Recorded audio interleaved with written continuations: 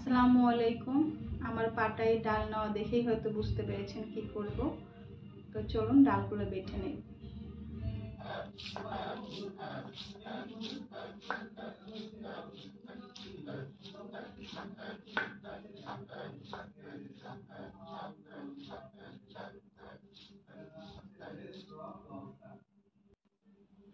দেখুন আমার কিন্তু ডালগুলো বাটা হয়ে গেছে, আমি প্লেটে তুলেও নিয়েছি। তো চলুন তারপরে কাজ শুরু করি।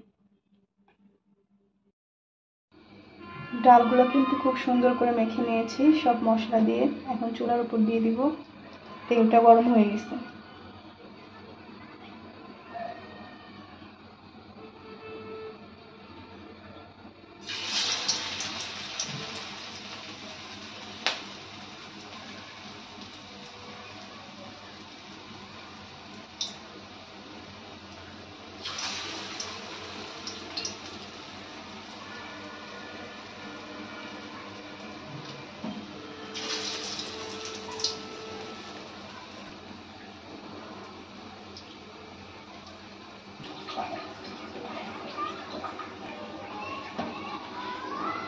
বড়গুলো এক পাশে হয়ে গেছে, উল্টিয়ে দিব।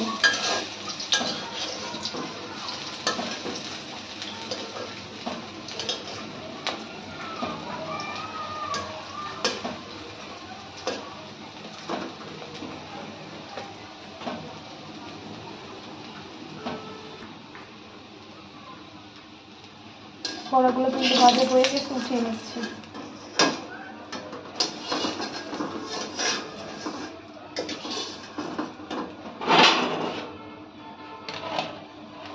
সবাই ভালো থাকবেন, আল্লাহ হাফেজ।